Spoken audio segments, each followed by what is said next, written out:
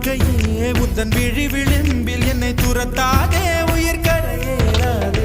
இல்லை இல்லை சொல்ல ஒரு கணம் போதும், இல்லை என்று சொல்ல தாங்குவதென்றால் இன்னும் இன்னும் எனக்கு ஒரு ஜென்மம் வேண்டும். என்ன சொல்ல போகிறாய், என்ன சொல்ல போகிறாய்?